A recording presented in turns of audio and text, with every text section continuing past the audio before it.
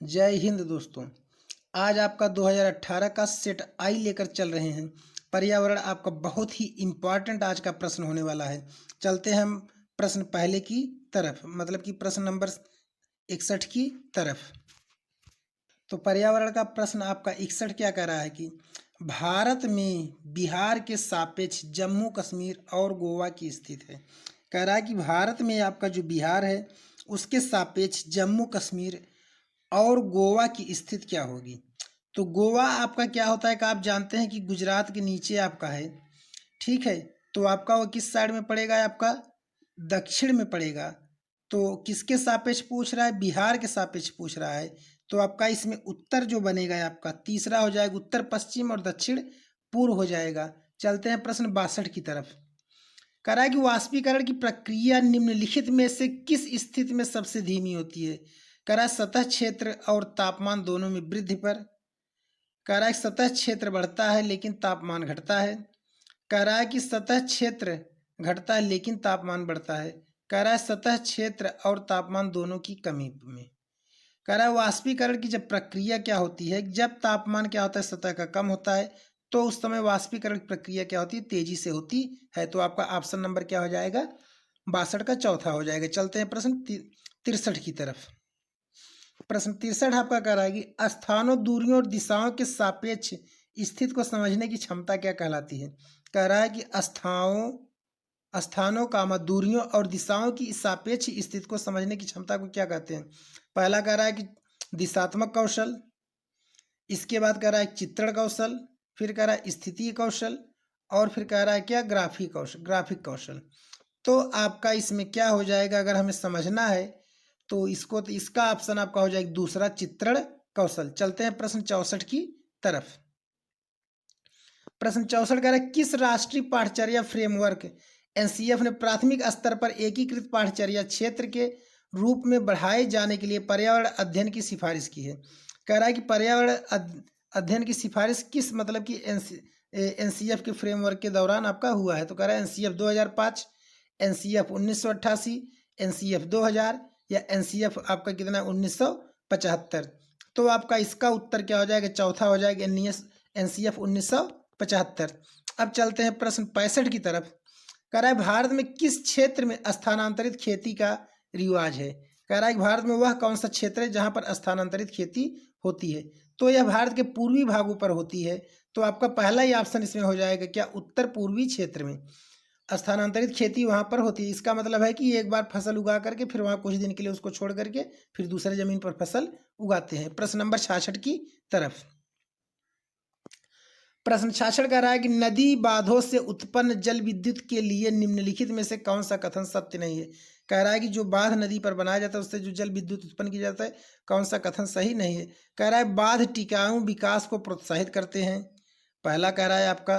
फिर दूसरा कह रहा है आपका क्या, कि यह पानी या प्रवाह को प्रदूषित नहीं करता, ठीक है। फिर कह रहा है कि यह जल विद्युत सुविधाओं से बड़े पर्यावरणीय प्रभाव हो सकते हैं। फिर इसके बाद आपका कह रहा है कि बांध स्वदेशी लोगों को अपनी नदी की जीवन रेखाओं से अलग करते हैं। कह रहा है इसमें क्या, कौन सा कथन सत्य नहीं है। तो आपको बताना है, तो इसमें आपका क्या हो जाएगा जो सत्य नहीं होगा। कह रहा है बांध टिकाऊ विकास को प्रोत्साहित करते, यही कथन आपका क्या है, सत्य नहीं है। अब चलते हैं प्रश्न 67 की तरफ। कह रहा है निम्नलिखित में से कौन सी ग्रीन हाउस गैसें हैं। तो आपका कह रहा है कि क्या, कार्बन डाइऑक्साइड, फिर कह रहा है मीथेन, फिर कह रहा है जलवाष्प, इसके बाद कह रहा है उपयुक्त सभी। तो ग्रीन हाउस गैस में आपका कार्बन डाइऑक्साइड भी आता है, मीथेन भी आता है, जलवाष्प भी आता है। तो आपका आंसर हो जाएगा चौथा, उपयुक्त सभी। अब चलते हैं आपका 68 प्रश्न की तरफ। 68 कह रहा है कि ठंडे रेगिस्तानों में गर्मियों और बेहद ठंडी सर्दियां होती हैं, सॉरी, प्रश्न आपका कह रहा है भारत में ठंडे रेगिस्तान मानसून से प्रभावित क्यों नहीं होते। कह रहा है कि जो भारत में ठंडे रेगिस्तान मानसून से प्रभावित क्यों नहीं होते हैं। तो इसका ऑप्शन आपका क्या होगा। कह रहा है कि ठंडे रेगिस्तानों में गर्मियां और बेहद ठंड सर्दियां होती हैं। कह रहा है वहाँ गर्मियों में बहुत गर्म पड़ती है और ठंडियों में बहुत ही सर्द पड़ती है। कह रहा है ठंडे रेगिस्तान हिमालय की वृष्टि छाया में होते हैं। फिर कह रहा है कि आपका जो ठंडा रेगिस्तान है वो कहाँ होता है, हिमालय की छाया में होता है। फिर कह रहा है कि ठंडे रेगिस्तानों में हवा बहुत पतली कम होती है। तो कह रहा है कि वहाँ हवा बहुत कम मतलब होती है। फिर इसके बाद कह रहा है ठंडे रेगिस्तान बहुत ऊंचाई पर होते हैं पर हैं। तो इसका जो आपका ऑप्शन हो जाएगा, ठंडे रेगिस्तान जो होते हैं हिमालय की वृष्टि छाया में होते हैं, मतलब कि यह क्या होता है, हिमालय के पास होते हैं, इसलिए आपका वहाँ क्या होता है, रेगिस्तान। कह रहा है भारत में ठंडे रेगिस्तान मानसून को प्रभावित नहीं करते हैं इसी कारण से। अब चलते हैं आपका क्या प्रश्न 69 की तरफ। कह रहा है ताजमहल के पीले होने के लिए निम्नलिखित में से कौन सा जिम्मेदार है। कह रहा है ताजमहल जो आपका पीला हो रहा है उसके लिए कौन सा जिम्मेदार है कारण। नाइट्रोजन डाइऑक्साइड है, सल्फर डाइऑक्साइड है, सल्फर है, क्लोरीन है। तो इसमें आपका हो जाएगा दूसरा ऑप्शन सल्फर डाइऑक्साइड। 69 का क्या हो जाएगा, सल्फर डाइऑक्साइड, जो जिसके कारण क्या है ताजमहल आपका पीला पड़ रहा है। चलते प्रश्न 70 की तरफ। गोलकुंडा किला किसने बनवाया। गोलकुंडा किला किसने बनवाया। चोल राजवंश, चालुक्य राजवंश, काकतीय राजवंश या पल्लव राजवंश। तो इसका ऑप्शन हो जाएगा आपका काकतीय राजवंश। क्या हो जाएगा, काकतीय राजवंश। अब चलते हैं प्रश्न 71 की तरफ। कह रहा है कि 15 ग्राम प्रति मिलीलीटर घनत्व और 3 ml आयतन वाले किसी वस्तु का द्रव्यमान होगा।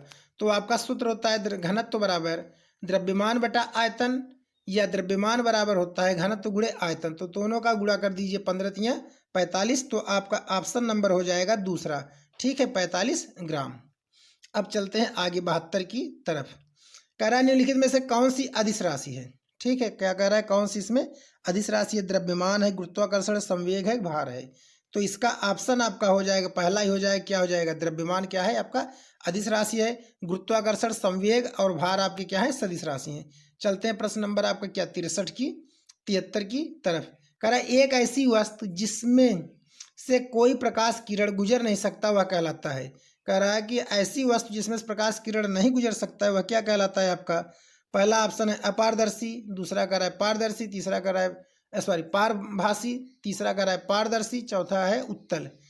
तो प्रकाश किसमें से नहीं गुजरता है भैया, अपारदर्शी माध्यम से नहीं गुजर पाता है। पारदर्शी माध्यम में तो गुजर जाएगा, पारभासी माध्यम में थोड़ा बहुत गुजर जाता है।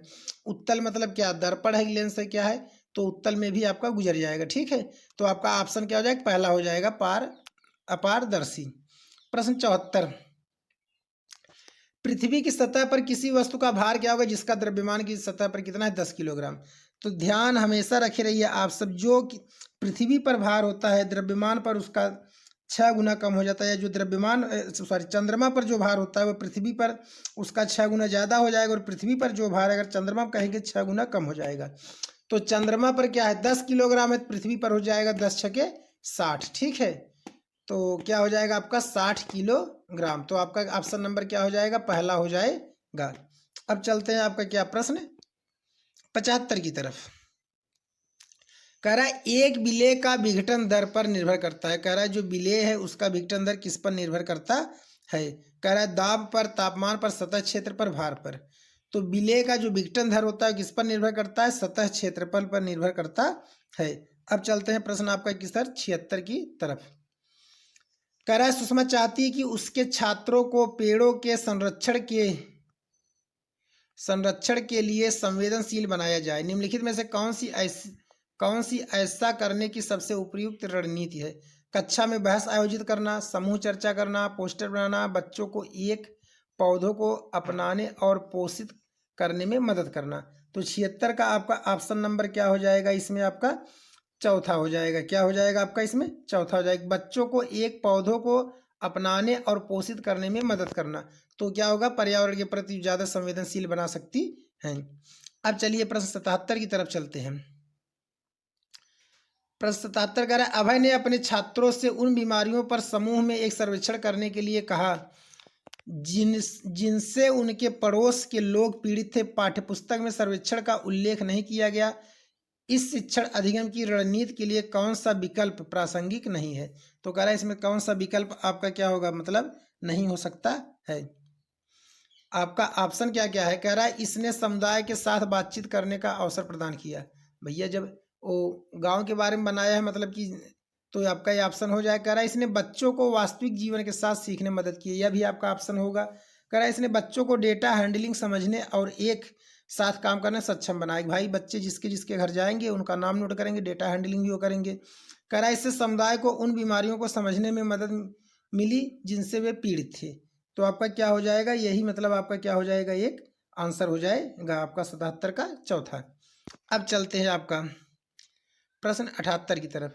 कह रहा है आपातकालीन परिस्थितियों के बारे में बात करने के लिए प्रिया ने बच्चों के अनुभव पूछे जब उन्हें कभी आपात स्थिति का सामना करना पड़ा। बच्चों ने आग, बिजली के झटके और सड़क दुर्घटनाओं के साथ अपने अनुभव सुनाए। उन्होंने प्रश्न पूछे, उनकी मौजूदा समझ का आकलन किया और समाचार पत्रों से सड़क सुरक्षा विज्ञापनों जैसे संसाधनों का उपयोग करके सुरक्षा पहलुओं पर चर्चा की और क्रमशः आग और बिजली के झटके पर सुरक्षा दिशा निर्देशों पर चर्चा के लिए एलपीजी और इलेक्ट्रिक बिल का इस्तेमाल किया। प्रिया द्वारा अपनाया गया सबसे उपयुक्त दृष्टिकोण कौन सा है? 78 में कह रहा है कि इसमें सबसे उपयुक्त दृष्टिकोण कौन सा है? कह रहा है संज्ञात्मक दृष्टिकोण, अनुभवात्मक अधिगम दृष्टिकोण, अन्वेषण दृष्टिकोण या मानववादी दृष्टिकोण। तो इसका आंसर क्या हो जाएगा, अन्वेषण दृष्टिकोण हो जाएगा। चलते हैं प्रश्न 79 की तरफ। कह रहा है समुदाय एक महत्वपूर्ण शिक्षण और अधिगम संसाधन है, क्योंकि कह रहा है समुदाय माने जहाँ लोग रहते हैं, जो सीखते हैं, वो महत्वपूर्ण शिक्षण अधिगम का संसाधन एक है। तो क्यों है, इसके बारे में बताइए। तो चलिए पर ऑप्शन देखते हैं। कह रहा है सस्ता और सुलभ है, बुजुर्ग लोग बुद्धिमान है और उनके पास समय है। कह रहा है यह वास्तविक परिस्थितियों में सीखने का अवसर प्रदान करता है। भाई समुदाय में रहेंगे, सब लोगों को आप देखते रहेंगे और उससे सीखने में आपको अनुभव मिलेगा। तो आपका ऑप्शन नंबर क्या हो जाएगा, यही हो जाएगा तीसरा। अब चलते हैं प्रश्न 80 की तरफ। कह रहा है ईवीएस शिक्षण अधिगम में कक्षा में प्राप्त अधिगम को विद्यालय के बाहर के जीवन से जोड़ने और इससे समृद्ध करने का तात्पर्य है। तो आपका ऑप्शन क्या क्या दिया है। कह रहा है पाठ्यपुस्तकों से बाहर जाना, वैश्विक पर्यावरणीय मुद्दों और चिंताओं को पाठ्यपुस्तकों से लिंक करना, पूर्ण विद्यालय दृष्टिकोण, पाठचर्या से बाहर जाना। तो कह रहा है कि ईवीएस शिक्षण अधिगम में कक्षा से प्राप्त अधिगम को विद्यालय से बाहर के जीवन से जोड़ने और इसे समृद्ध करने का तात्पर्य क्या है। तात्पर्य यही है, पाठ्य पुस्तक से हमें क्या करना होगा, बाहर जाना होगा। 80 का आपका ऑप्शन क्या हो जाएगा, नहीं सॉरी, हाँ 80 का आपका ऑप्शन क्या हो जाएगा, पहला हो जाएगा पाठ्य पुस्तक से क्या होगा, हमें बाहर जाना होगा, तभी हम क्या कर सकते हैं, उसके बारे में समझ सकते हैं। अब चलते हैं 81 की तरफ। तो प्रश्न आपका 81 कह रहा है कक्षा 3 के मतलब कक्षा 3 के छात्रों को रमा ने सिखाया कि पिता माँ और उसके बच्चे एकल परिवार का गठन करते हैं। मतलब कि वो क्या करते हैं, एक परिवार का गठन करते हैं। और यदि दादा दादी एवं अन्य रिश्तेदार साथ रहते तो यह एक विस्तारित परिवार होता। मतलब अगर ये सब भी साथ होते तो एक बड़ा परिवार होता। आप इस बारे में क्या सोचते हैं। मतलब कह रहे हैं कि वो मतलब इस बारे में आप क्या सोचना चाहते हैं, मतलब कि क्या सोचते हैं। परिवार की परिभाषा गलत है, मतलब यह सोच रहे हैं तो भैया ये आपका ऑप्शन नहीं रहेगा। कह रहा रमा अपने छात्रों के प्रति असंवेदनशील है। जब वो बच्चों को बता रहे तो असंवेदनशील होगी कैसे। कह रहा है कि शिक्षण अधिगम दृष्टिकोण समावेशी नहीं है। और कह रहा है परिवार की अवधारणा को इसी तरह सिखाया जाना चाहिए। तो आपका ऑप्शन इसमें हो जाएगा शिक्षण अधिगम दृष्टिकोण समावेशी नहीं है, मतलब कि इसमें सबको मिलाया गया नहीं है, क्योंकि वो परिवार को क्या है, कुछ लोगों को एकल परिवार में जोड़ा है, इसलिए आपका ये क्या है, समावेशी नहीं है। अब चलते हैं प्रश्न 82 की तरफ। निम्नलिखित में से कौन सी ईवीएस कक्षा में गतिविधि है या गतिविधियां हैं। 82 में आपका कह रहा है कि ईवीएस कक्षा की कौन सी गतिविधियां। चित्र बनाना, मतलब कि क्या करना, चित्र करना है। फील्ड भ्रमण, घूमने जाना है। श्यामपट्ट का उपयोग, मतलब कि उस पर लिखना आदि क्रियाएं करना, या उपयुक्त सभी। मतलब ईवीएस की एक कक्षा में क्या है, ये सभी गतिविधियां होनी चाहिए, इसलिए आपका ऑप्शन क्या हो जाएगा, चौथा हो जाएगा। प्रश्न आपका चलते हैं 83 की तरफ। कह रहा है पर्यावरण अध्ययन पाठ्यक्रम बच्चों की समग्र शिक्षा का कारण बन सकता है यदि यह कैसा हो। आपका पर्यावरण का जो पाठ्यक्रम है एकीकृत हो, समावेशी हो, विषयगत हो, उपयुक्त सभी हो। भैया एकीकृत होना चाहिए, समावेशी मतलब उसमें सब चीज़ें मिले होने चाहिए, विषयगत भी होना चाहिए। तो मतलब आपका ऑप्शन क्या हो जाएगा, उपयुक्त सभी हो जाएगा। चलते हैं प्रश्न 84 की तरफ। प्रश्न 84 कह रहा है कि ईवीएस पाठ्यपुस्तक में सपेरों पर एक अध्याय है, इसका उद्देश्य बच्चों को जागरूक करना और संवेदनशील बनाना है। यह एक अवैध कार्य है। भैया बच्चों को जागरूक बनाना तो अवैध क्यों है। कह रहा है सपेरों के लिए, क्योंकि बच्चे इन दिनों अक्सर उन्हें नहीं देखते हैं। ठीक है, फिर इसके बाद अगला कह रहा है आपका ऑप्शन कि सपेरों सांपों को नुकसान नहीं पहुंचाएं और उन्हें अपनी आजीविका से वंचित करने से पहले विकल्पों को प्रदान करने की आवश्यकता है। आगे फिर क्या कह रहा है कि पशुपालन आजीविका का अच्छा स्रोत है। तो देखिए फिर से क्या कह रहा है, प्रश्न को पहले देख लेते हैं। कह रहा है ईवीएस पाठ्यपुस्तक में सपेरों पर एक अध्याय, इसका उद्देश्य बच्चों को जागरूक करना और संवेदनशील बनाना है। तो आपका ऑप्शन क्या हो जाएगा, तीसरा हो जाए कि सपेरे सांपों को नुकसान न पहुंचाए, मतलब उनको नुकसान न पहुंचाएं, बच्चों को बताना नुकसान न पहुंचाएं और उन्हें अपनी आजीविका से वंचित करने से पहले उनको क्या करें, विकल्प प्रदान करें, मतलब भैया आप दूसरा कोई कार्य करिए। अब चलते हैं प्रश्न 85 की तरफ। कह रहा है विद्यालय मिड डे मील के समय के लिए कौन सा सबसे प्रासंगिक है। कह रहा है कि विद्यालय में जो मिड डे मील है उसके लिए मतलब क्या सबसे मतलब कारण कौन सा सबसे ज़्यादा अच्छा है। तो आपका ऑप्शन क्या है 85 में देखते हैं। तो कह रहा है शिक्षण अधिगम के साथ इनका कोई लेना देना नहीं भैया, इनका लेना देना है क्योंकि बच्चे इस पे इसकी वजह से क्या है ज़्यादा रुझान व्यतीत कर रहे हैं। फिर क्या आपका है कि ईवीएस शिक्षण अधिगम के लिए यह एक अच्छा शिक्षण अधिगम का अवसर है। तो आपका ऑप्शन यही हो जाएगा कि मतलब क्या है कि बच्चे स्कूल जाते हैं और इसके द्वारा क्या करते हैं वो भोजन की मतलब भी उन्हें इच्छा पूरी हो जाती है, वहाँ पर उनको भोजन अच्छा मिलता है और इसके बाद उनका पढ़ने भी मन लगता है। आपका क्या हो जाएगा 85 का दूसरा। अब चलते हैं प्रश्न आपका 86। कह रहा है पर्यावरण अध्ययन के संदर्भ में बोझ के बिना सीखना क्या कहलाता है। बोझ के बिना सीखना क्या कहलाता है आपका पर्यावरण अध्ययन में।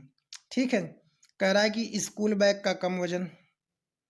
तो फिर कह रहा है कि ईवीएस एक पाठ्यपुस्तकों में अध्यायों की कम संख्या, अबोध का भार कम करने की जरूरत है। कह रहा है ईवीएस पाठ्यक्रम को आधा कम करने की जरूरत है। भैया पाठ्यक्रम को क्यों कम करेंगे, स्कूल बैग का वजन क्यों कम करेंगे, पाठ्यपुस्तकों के अध्याय को क्यों कम करेंगे, अबोध का भार कम करने की जरूरत है।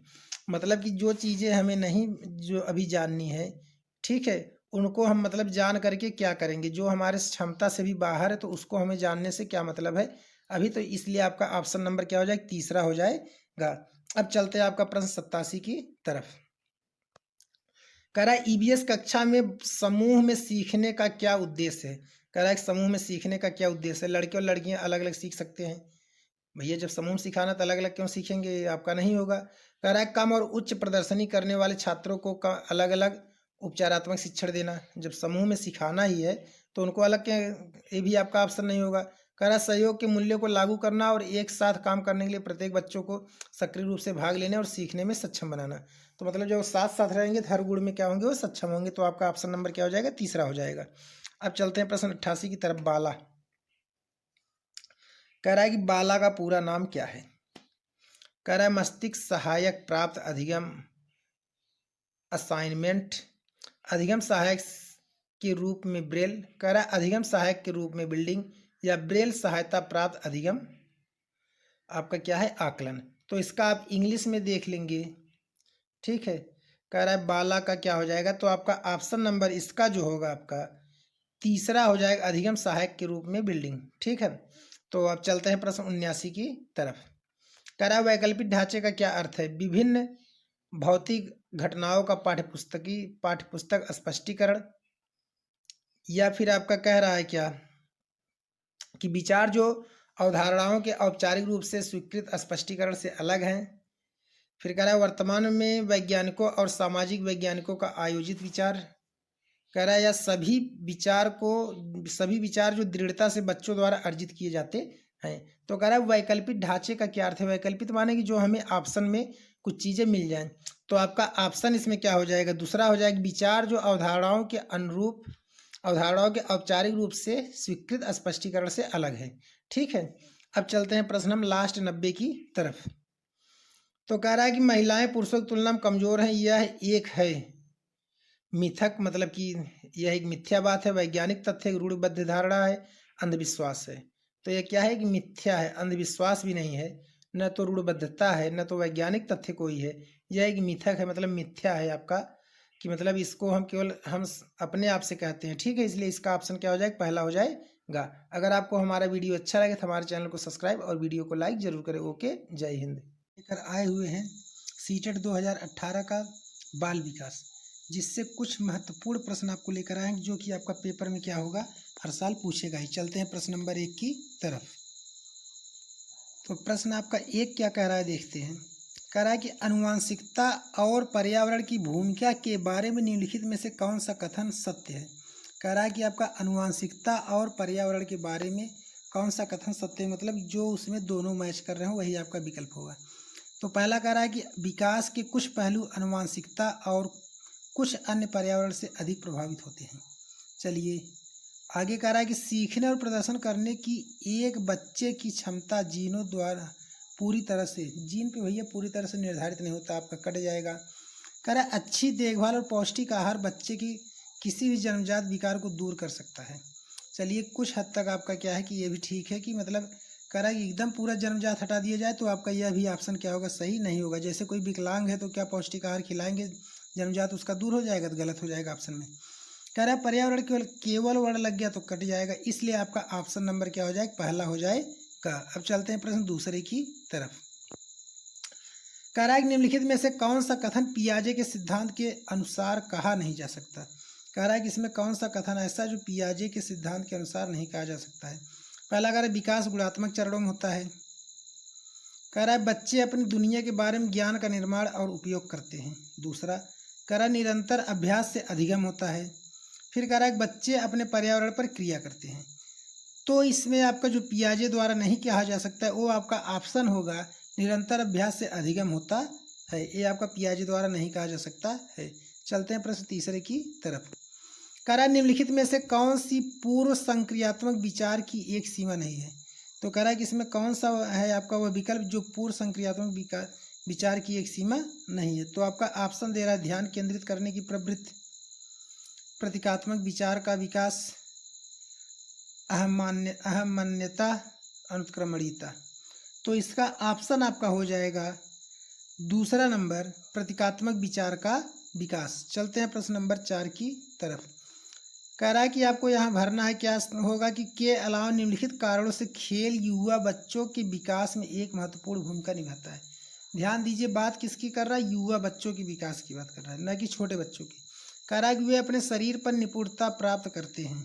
निपुणता प्राप्त करते हैं मतलब जो बच्चे खेलते हैं उनके शरीर क्या होती है, निपुणता प्राप्त होती है, मतलब कि उसमें निपुण होते हैं। चलिए अच्छा है, कुछ हद तक सही है, खेलने से होता है। कह रहा है या उनकी इंद्रियों को उत्तेजित करता है। यह है आपका ऑप्शन क्या होगा, खेलने से किसी की इंद्रियां उत्तेजित, मतलब कि आपका इससे आपका पूरी तरह से सहमत नहीं है। चलिए आगे कह रहा है कि आपका यह समय बिताने का एक सुखद तरीका है। मतलब बच्चे जो खेलते हैं तो बच्चे क्या होते हैं, बड़े बच्चे समय बिताने का उनका एक अच्छा मौका होता है। फिर कह रहा है आपका क्या, वे नए कौशल हासिल करते हैं और सीखते हैं और उन्हें कब उपयोग किया जाए, मतलब कि वे कौशल नए नए चीज़ें सीखते हैं और उन्हें कैसे उपयोग करना है इसके बारे में भी जानते हैं। तो बच्चे देखिए बड़े हैं, जब वो खेलने की में भूमिका अपना निभा रहे हैं तो सिंपल सी बात है आपका ऑप्शन तीसरा हो जाएगा। यह समय बिताने का उनका एक सुखद क्या है तरीका है, मतलब वो अपने समय को थोड़ा कुछ क्षण के लिए क्या करना चाहते हैं, इंजॉय करना चाहते हैं। चलते हैं प्रश्न नंबर 5 की तरफ। कह रहा है निम्नलिखित में से कौन सा प्रश्न बच्चों को गंभीर रूप से सोचने के लिए आमंत्रित करता है। इसमें से कह रहा है कौन सा वह प्रश्न है जो बच्चों को गंभीर रूप से सोचने के लिए आमंत्रित करता है। क्या आप इसका उत्तर जानते हो, आप प्रश्न पूछ लेंगे कि आप इसका उत्तर जानते हो, तो बच्चा हाँ या ना में तुरंत जवाब देगा। कह रहा है सही जवाब क्या है, तो यह भी आपका कुछ हद तक सही हो सकता है। कह रहा है क्या आप इसी तरह की स्थिति के बारे में सोच सकते हैं, मतलब हर बार उसे एक ही प्रश्न आप देते रहेंगे कि भैया आप यही बताते रहिए, तो आपका यह भी नहीं होगा। कह रहा है विभिन्न तरीकों से हम इसे कैसे हल कर सकते हैं। एक बच्चे को सोचने के मजबूर आप तब कर सकते हैं जब उसे कहेंगे इसी प्रश्न को हम और कितने तरीकों से हल कर सकते हैं। तो बच्चा हर तरह से सोचने के लिए क्या होगा, मजबूर होगा, तो इसलिए ऑप्शन आपका क्या हो जाएगा, चौथा हो जाएगा। चलते हैं प्रश्न 6वें की तरफ। कह रहा है निम्नलिखित में से कौन सा विकल्प प्रगतिशील शिक्षा का सबसे अच्छा वर्णन है। कह रहा है कि प्रगतिशील शिक्षा का सबसे अच्छा वर्णन क्या है। कह रहा है करके सीखना, परियोजना भी सहयोग से सीखना।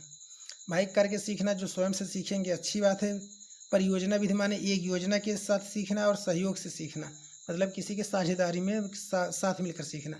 तो आपका यही ऑप्शन क्या होगा, आपका सही हो जाएगा। चलते हैं अगले प्रश्न की तरफ। प्रश्न 7 कह रहा है प्रगतिशील शिक्षा के बारे में निम्नलिखित में से कौन सा कथन बताता है कि शिक्षा स्वयं ही जीवन है। कह रहा है इसमें कौन सा वह कथन बता रहा है जो शिक्षा क्या है, स्वयं ही जीवन है। कह रहा है स्कूल शिक्षा को यथासंभव लंबे समय तक जारी रखना चाहिए। भैया आप कोई अगर 40 साल का हो जाएगा तो उसे शिक्षा ग्रहण करने के लिए स्कूल ही जाता रहना चाहिए, जाते रहना चाहिए, आपका गलत हो जाएगा। कह रहा है स्कूलों की आवश्यकता नहीं है, बच्चे अपने जीवन के अनुभव से सीख लेंगे। यह भी आपका गलत है, बच्चे छोटे हैं तो कैसे खुद से सीख लेंगे।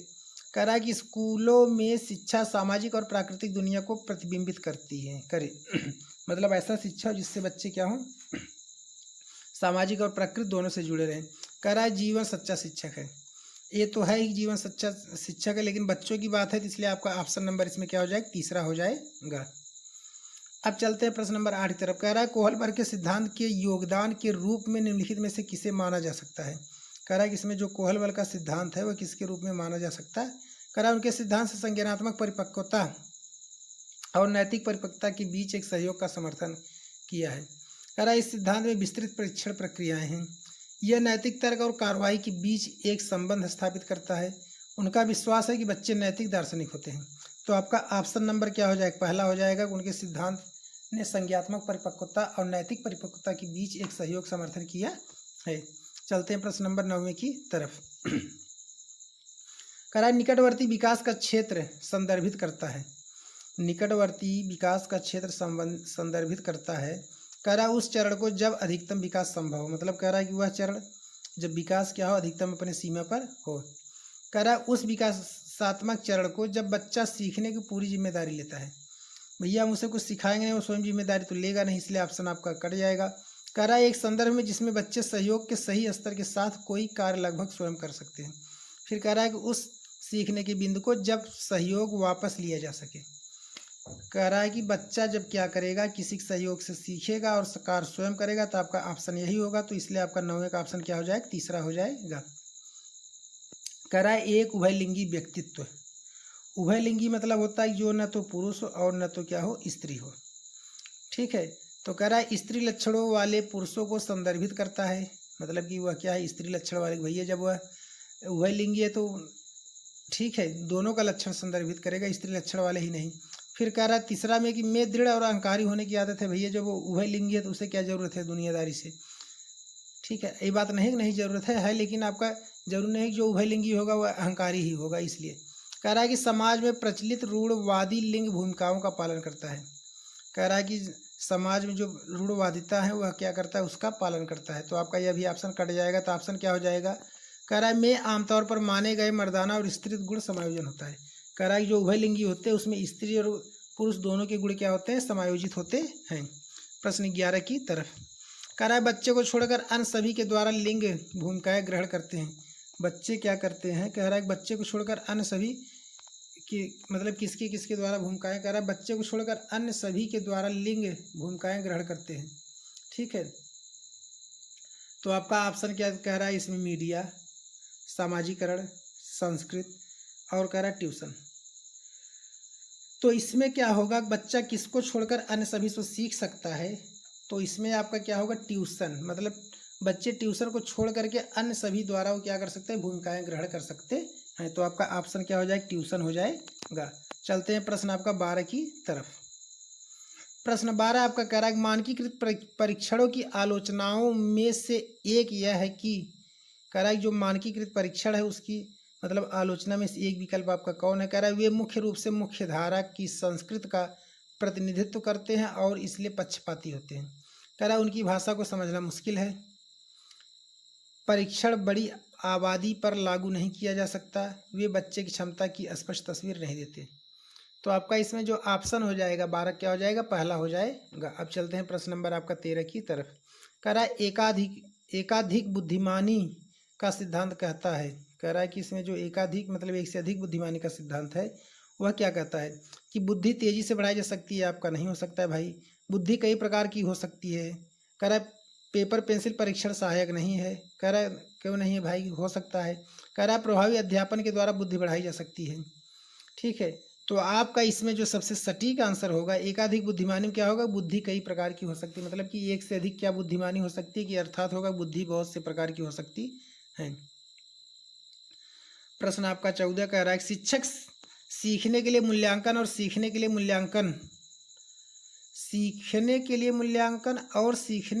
मूल्यांकन दोनों का उपयोग कर सकते हैं। तो आपका 14 प्रश्न है। 14 में आपका क्या होगा, बच्चों की प्रगति और उपलब्धि स्तर को जानने में। कह रहा है बच्चों को सीखने की ज़रूरत को जानने में और तदनुसार शिक्षण रणनीति का चयन करने में। बच्चे छोटे हैं, ठीक है, उनके लिए रणनीति चयन करना कोई खास जरूरी नहीं है। कह रहा है आवधिक अंतरालों पर बच्चे के प्रदर्शन का आकलन करने और उसके प्रदर्शन को प्रमाणित करने में। तो बच्चे हैं, उनके प्रदर्शन को बहुत ज़्यादा क्या करना है, हमें प्रमाणित नहीं करना है, सिर्फ उन्हें क्या करना है, सिखाने की जरूरत है। कह रहा है बच्चों की प्रगति की निगरानी करने और उनके सीखने के अंतरालों को भरने के लिए उचित लक्ष्य निर्धारित करने में। तो कहने का मतलब है कि उनकी प्रगति, मतलब जो बच्चे अच्छे हैं उनकी प्रगति का ही निगरानी करेंगे और किसी की नहीं करेंगे, आपका ऑप्शन कट जाएगा। इसलिए आपका यहाँ पहला ऑप्शन हो जाएगा बच्चों की प्रगति और उपलब्धि स्तर को जानने, मतलब बच्चा कैसे प्रगति कर सकता है। प्रश्न नंबर 15, कह रहा है निम्नलिखित में से कौन सा सतत और व्यापक मूल्यांकन से संबंधित नहीं है। कह रहा है इसमें से कौन सा आपका सतत और व्यापक मूल्यांकन से संबंधित है। इससे भारत की शिक्षा के अधिकार अधिनियम द्वारा अनिवार्य किया गया है। कह रहा है फिर आपका दूसरा कि यह शिक्षण अधिगम प्रक्रिया का एक अभिन्न अंग है। तो व्यापक कह रहा व्यापक मूल्यांकन से संबंधित नहीं है। फिर आगे कह रहा है क्या कि यह विभिन्न शिक्षा क्षेत्रों में बच्चे की उपलब्धि पर केंद्रित है। फिर कह रहा है कि यह बच्चों को धीमे, खराब या बुद्धिमान के रूप में चिन्हित करने में उपयोगी होते हैं। तो व्यापक रूप से जो उपयोग नहीं होगा, आपका ऑप्शन क्या हो जाएगा, चौथा हो जाएगा बच्चों को धीमे, खराब या बुद्धिमान के रूप में चिन्हित करने में उपयोगी होता है। प्रश्न 16 कह रहा है बच्चों में प्रतिभाशीलता के कारण हो सकती है। कह रहा है बच्चों में प्रतिभाशीलता का कारण क्या हो सकती है, अनुवांशिकता और वातावरण के बीच के एक अंतःक्रिया द्वारा वो क्या हो सकता है, प्रतिभाशील हो सकता है, प्रतिभावान हो सकता है। एक संसाधन समृद्ध वातावरण द्वारा। कह रहा है सफल माता पिता द्वारा, एक अनुशासित दिनचर्या द्वारा। मतलब बच्चों को नियम ज़्यादा लगा देंगे तो क्या वो सफल हो जाएगा, नहीं। क्या जिसके माता पिता डीएम है तो क्या वही डीएम बनेंगे, यह भी आपका कट जाएगी। एक संसाधन समृद्ध वातावरण, मतलब कि अगर हम उनको अच्छा वातावरण ही हम देंगे तभी वो हो सकते हैं अच्छे। भैया हमें क्या करना है, उन्हें हर वातावरण के अनुरूप भी तो हमें ढाल सकते हैं। ठीक है, तो आपका ऑप्शन क्या हो जाएगा, पहला हो जाएगा अनुवांशिकता और वातावरण के बीच अंतःक्रिया, मतलब कि आप सभी वातावरण के बीच अंतःक्रिया कर सकते हैं। कह रहा है सामाजिक आर्थिक रूप में वंचित पृष्ठभूमि से आने वाले बच्चों को कक्षा के माहौल की आवश्यकता होती है जो। ठीक है, कह रहा है कि सामाजिक आर्थिक रूप से वंचित पृष्ठभूमि से आने वाले बच्चे, मतलब जिनका सामाजिक आर्थिक रूप क्या है, कमजोर है, उनके लिए कक्षा का माहौल कैसा होना चाहिए, उन्हें अच्छा व्यवहार सिखाता है। कह रहा है यह होना चाहिए कक्षा का माहौल। कह रहा है कि उनके सांस्कृतिक और भाषाई ज्ञान को महत्व देता है तथा उनका उपयोग करता है। कह रहा है कि उनके जो है भाषा ज्ञान को महत्व देना चाहिए और उनका उपयोग करना चाहिए। कह रहा है कि उनकी भाषा के उपयोग को हतोत्साहित, मतलब कहें भाई किसी की भाषा के आपको हतोत्साहित करेंगे, गलत है। बच्चों को उनकी क्षमता के आधार पर, क्षमता का आधार पर किसी को वर्गीकृत करेंगे, तो आपका ऑप्शन नंबर बन जाएगा दूसरा। चलते हैं प्रश्न आपका 18 की तरफ। कह रहा कक्षा में सृजनात्मक और प्रतिभाशाली बच्चों के लिए आवश्यक हस्तक्षेप निर्भर करता है। जो प्रतिभाशाली बच्चे उनके लिए क्या हस्तक्षेप निर्भर करता है, शिक्षक द्वारा अनुकूलित और प्रेरित निर्देशन तरीकों के उपयोग पर, उन्हें अतिरिक्त समय देकर, मतलब जो प्रतिभाशाली बच्चे हैं केवल आप उन्हीं को अतिरिक्त समय देंगे, उन्हें प्रति स्नेही होने के नाते, मतलब वो टीचर के प्रति ज़्यादा स्नेह दिखाते इसलिए उनको, ये भी गलत हो जाएगा। कह रहा है उन्हें अन्य बच्चों को पढ़ाने की जिम्मेदारी देने पर। भैया अन्य बच्चों को बच्चों से पढ़ाना ठीक है, लेकिन आपका क्या है कि पूर्ण रूप से तब टीचर का वहाँ रोल आपका खत्म करना चाह रहे, इसलिए आपका यह भी नहीं होगा। तो आपका क्या हो जाएगा, शिक्षक द्वारा अनुकूलित और प्रेरक निर्देश तरीकों के उपयोग पर, मतलब शिक्षक उनको क्या करे, अपना प्रेरक उपदेश दे। आगे कह रहा है अति संवेदनशील बच्चों को सीखने में मदद करने के लिए निम्नलिखित में से कौन सा तरीका उपयुक्त तरीका नहीं है। मतलब जो अति संवेदनशील बच्चे हैं तो उनके लिए कौन सा इसमें मतलब क्या है, सबसे उपयुक्त तरीका नहीं है। कह रहा है एक कार्य को छोटे प्रबंधी खंडों में तोड़ना, मतलब कोई एक छोटा कार्य है उसको अलग अलग खंडों में तोड़ के करना, ठीक है, आपका कोई दिक्कत नहीं इसमें। कह रहा है अधिगम के वैकल्पिक तरीकों की पेशकश, मतलब किसी का सीखने की क्या क्या क्रियाएं हो सकती है उसके बारे में बताना। उनके दैनिक कार्यक्रम में शारीरिक गतिविधि का समावेशन, वो कैसा कार्य कर रहे हैं उस कार्य के अनुसार उनके मतलब शारीरिक एक्टिविटी क्या है उसको जोड़ देना। कह रहा है बेचैन होने पर अक्सर उन्हें फटकार लगाना, तो यही आपका क्या होगा, सही तरीका नहीं होगा। मतलब अगर बच्चे परेशान हैं तो उनको फटकार नहीं लगाना है, उनको समझाना है। कह रहा है कि अलग अलग सोच वाले पैटर्न पर उन बच्चों की पहचान करते हैं जो, कह रहा है कि अलग अलग सोच वाले पैटर्न पर उन बच्चों की पहचान किया जाता है जो आपके क्या है, विकलांग हैं। कह रहा है डिस्लेक्सिक्स हैं, सृजनात्मक है, प्रत्यास्थी हैं। कह रहा है अलग अलग सोच की बात कर रहा है, तो अलग अलग सोच का मतलब ही हो गया सृजनात्मक, अर्थात तो सृजन कर सकते हैं हर चीज़ों की, इसलिए ऑप्शन क्या हो जाएगा, तीसरा हो जाएगा। प्रश्न 21 कह रहा है निम्नलिखित में से कौन सा शिक्षक द्वारा कक्षा में बच्चों के लिए समस्या हल करने के तरीके का वर्णन नहीं कर सकता। कह रहा है समस्या को हल करने के तरीके को वर्णन नहीं कर सकता, आपका 21 प्रश्न कह रहा है। तो प्रश्न आपका क्या हो जाएगा, किसी विशेष समस्या को हल करने के बारे में अपनी विचार प्रक्रियाओं को पर चर्चा करना, भाई करना चाहिए, ये नहीं है कि नहीं करना चाहिए। कह रहा है कुछ हल करते समय गलतियों को करने के प्रति ईमानदार रहना, मतलब आप कोई चीज़ कर रहे हैं तो आप वहाँ पे गलती करें, यह सबसे अच्छी बात है, इसके प्रति आप ईमानदारी दिखाते, यह भी आपका गलत है। कह रहा है सोच विचार परीक्षण और विभिन्न उत्तरों जैसे शब्दावली का प्रयोग करना। ठीक है, प्रश्न आपका क्या कर रहा है, बच्चों के लिए समस्या हल करने के तरीका का वर्णन नहीं हो सकता, तो इसमें वर्णन क्या नहीं हो सकता, अब सरल उत्तरों वाले प्रश्न पूछना, मतलब कि जो हमें नहीं पूछना है प्रश्न वो भी हम क्या करें, प्रश्न पूछें। तो आपका ऑप्शन क्या इसमें बन जाएगा, चौथा बन जाएगा। चलते हैं प्रश्न 22 की तरफ। निम्नलिखित में से कौन सा एक संवेग है, कह रहा है इसमें से कौन सा एक क्या है, संवेग है। स्मृति है, डर है, ध्यान है, उत्तेजना है, तो इसलिए आपका इसका ऑप्शन क्या बन जाएगा, डर बन जाएगा। चलते हैं प्रश्न नंबर 23 की तरफ। कह रहा है एक 3 साल का बच्चा बताता है कि दूध बूथ पर एक मशीन द्वारा उत्पादन होता है। कह रहा है कि एक बच्चा क्या है, 3 साल का एक बच्चा बताता है कि दूध क्या है, एक बूथ पर एक मशीन लगा कर क्या किया जाता है, उत्पन्न किया जा सकता है। निम्नलिखित में से कौन से बच्चे की समझ का सबसे अच्छा स्पष्टीकरण प्रदान करता है, मतलब कह रहा है कि इन सब में कौन सा सबसे अच्छा जवाब देता है, मतलब बच्चे को समझ में आ रहा है। कह रहा है बच्चों को दुनिया का बहुत सीमित अनावरण ज्ञान है। कह रहा है बच्चे को बहुत ज़्यादा ज्ञान नहीं है। यह हो सकता है बच्चे को जवाब दूध बूथ से दूध खरीदने के अपने अनुभव पर आधारित है। बच्चे ने गाय को कभी नहीं देखा है। बच्चे का परिवार बच्चे को प्रेरक वातावरण प्रदान नहीं करता है। तो ध्यान दीजिए, कह रहा है कि बच्चा क्या कर रहा है उस समय, केवल ये देख रहा है कि वो दूध क्या कर रहा है, बूथ से खरीद रहा है। जब वो बूथ से खरीद रहा है तो उसी पर ही अनुभव करेगा। तो आपका ऑप्शन क्या हो जाएगा, दूसरा, जो एक बच्चे का अनुभव दूध बूथ से दूध खरीदने के अपने अनुभव पर आधारित है। मतलब वो भाई जब वहीं से ले रहा है तो उसे उसी के बारे में पता, छोटा बच्चा है, उतना दिमाग थोड़ी लगाएगा गाय दूध दे रही है क्या कर रही है। ठीक है, प्रश्न चलते हैं 24 की तरफ। कह रहा है निम्नलिखित में से कौन सा शिक्षक की भूमिका का सबसे अच्छा वर्णन करता है। कह रहा है शिक्षक की भूमिका का सबसे अच्छा वर्णन कौन करता है। कह रहा है कक्षा में शिक्षक की सबसे महत्वपूर्ण भूमिका अनुशासन को बनाए रखना है। भैया केवल अनुशासन ही बनाए रखिए, पढ़ाई लिखाई नहीं तो आपका कट जाएगा। कह रहा है एक शिक्षक को निर्धारित पाठ्यपुस्तक निर्धारित कर दीजिए, बाहर की चीज़ें न बताइए, अभी कट जाएगा। पाठ्यक्रम को समय पर पूरा करने के साथ दोहराने के लिए पर्याप्त समय देना महत्वपूर्ण है। आप क्या करिए, पाठ्यक्रम पर ही ध्यान दिए रहे, उनको अतिरिक्त चीज़ें न बताइए, बस केवल और उनको ज़्यादा समय दे दीजिए और उस समय में आप बैठे रहते, अभी आपका नहीं होगा। कह रहा है आराम के लिए जगह बनाना जहाँ बच्चे संवाद और पूछताछ के माध्यम से सीखते हैं, मतलब कोई ऐसा जगह क्रिएट करना जहाँ बच्चे क्या करें, आपसे पूछ सके। तो आपका ऑप्शन क्या हो जाएगा, चौथा हो जाएगा। चलते हैं 25 की तरफ। कह रहा है निम्नलिखित में से कौन सी कक्षा समृद्ध शिक्षा को प्रोत्साहित करती है। कह रहा है कि कक्षा की जो शिक्षा है उसमें यह कौन सा ऑप्शन है जो उनको क्या करे, प्रोत्साहित करे। कह रहा है वह कक्षा जिसमें प्रदर्शित विभिन्न प्रकार की सामग्री बच्चों को पहुँच से परे हो, मतलब सामग्री ऐसा जो बच्चे को क्या हो, पहुँच से परे हो। जब बच्चे उसको समझ ही नहीं पाए तो उसको कक्षा में एक अच्छा प्रोत्साहन कहाँ मिले, कट जाएगा। कह रहा है कि वह कक्षा जिसमें खुली गतिविधियाँ कोने हों और विभिन्न प्रकार के बाल साहित्य खुली ताक सेल्फ में रखी हो, जो दिन के किसी भी समय प्राप्त किया सके। मतलब ऐसा कक्षा हो जहाँ बच्चा अपने आप के मतलब सभी चीज़ों को, मतलब जो वहाँ पर उपलब्ध है, प्राप्त कर सके और उसके बारे में समझ सके। तो आपका ऑप्शन यहाँ दूसरा ही बनेगा। देख लेते हैं तीसरा भी। कह रहा है अलमारी में अच्छी तरह संगठित सामग्री वाला कक्षा, अलमारी में ही रखे रहे, बच्चों को न दीजिए। ठीक है, केवल सप्ताह में एक दिन उन्हें मुक्त रूप से बाहर ला जाए, बस हफ्ते में एक दिन बच्चों को दिखा दीजिए, हो गया। तो आपका यह भी कट जाएगा। पाठ्य पुस्तक सामग्री द्वारा संचालित, संचरित और योजनाबद्ध अधिगम वाली कक्षा। तो कह रहा है केवल पाठ्य पुस्तक सामग्री का ही कक्षा हो, तो आपका यह भी गलत हो जाएगा, इसलिए ऑप्शन आपका इसमें क्या बन जाएगा, दूसरा बन जाएगा। चलते हैं प्रश्न नंबर 26 की तरफ। निम्नलिखित में से कौन सा कक्षा में पाठ्य पुस्तकों की भूमिका का सबसे अच्छा वर्णन करता है। कह रहा है कक्षा में पाठ्य पुस्तकों की भूमिका का सबसे अच्छा वर्णन कौन करता है। वे कक्षा में उपलब्ध संसाधन और संदर्भ सामग्री में से एक है। कह रहा है वे एक राज्य या राष्ट्र में अधिगम के एक रूपता में बनाए गए हैं। वे अध्ययन के लिए पाठ्यक्रम के बारे में शिक्षकों और माता पिता को मार्गदर्शक प्रदान करते हैं। वे संसाधन रहित संदर्भ में सबसे आवश्यक अधिगम संसाधन बनाते हैं। तो आपका इसका ऑप्शन क्या हो जाएगा, 26 का पहला हो जाएगा। क्या हो जाएगा, पहला हो जाएगा। चलते हैं प्रश्न 27 की तरफ। कह रहा है कि राष्ट्रीय पाठचर्या फ्रेमवर्क 2005 ने अपनी समझ से प्राप्त किया है।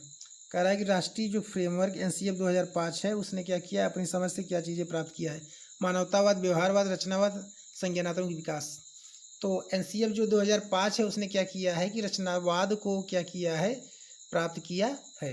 ठीक है, चलिए प्रश्न 28 की तरफ।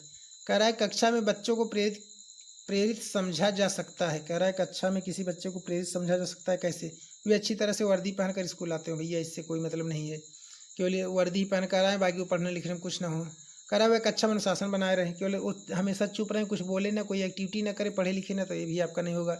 वे सभी उपस्थिति में नियमित हो, मतलब जहाँ जहाँ मतलब कोई कार्य हो केवल वहीं पहुँचते हों, तो आपका यह भी नहीं होगा। वे शिक्षण में स्पष्टीकरण प्राप्त करने के लिए प्रश्न पूछते हों, मतलब जो वो पढ़ रहे हैं तो उसमें क्या करें, वाद संवाद भी करें, तो इसलिए ऑप्शन क्या हो जाएगा, चौथा हो जाएगा। कह रहा है निम्नलिखित में से कौन सा बच्चों में अधिगम में सुधार करने के लिए सबसे अधिक उपयुक्त है। बच्चों को अधिगम सुधार करने का सबसे अच्छा कौन सा इसमें है आपका। कह रहा है नियमित मूल्यांकन परीक्षा आयोजित की जानी चाहिए, मतलब कि उनके मूल्यांकन के लिए परीक्षा ही हमेशा आयोजित करनी चाहिए, यह एक विधि है, तो आपका है लेकिन पूर्ण रूप से सत्य नहीं है। कह रहा है शिक्षक को विभिन्न उदाहरणों और चित्रों का उपयोग करके विषय की व्याख्या करनी चाहिए।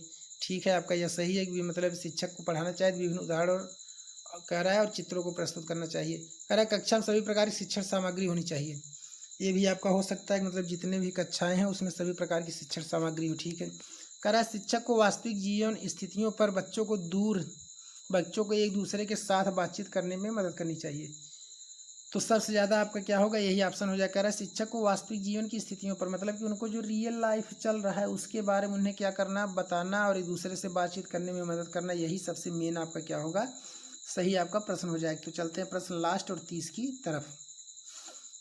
कह रहा है अनुशासन जो अधिगम वातावरण में एक महत्वपूर्ण भूमिका निभाता है, किस तरह की मदद करता है।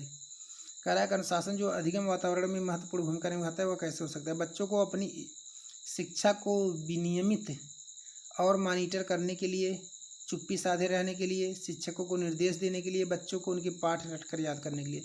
तो कह रहा है अनुशासन जो अधिगम वातावरण की एक महत्वपूर्ण भूमिका निभाता है वो क्या हो सकता है, बच्चों को अपनी कक्षा को विनियमित और मॉनिटर करने के लिए। तो ऑप्शन आपका क्या हो जाएगा, पहला हो जाएगा। अगर आपको हमारा वीडियो अच्छा लगा हो तो हमारे चैनल को सब्सक्राइब और वीडियो को लाइक जरूर करें। ओके, जय हिंद।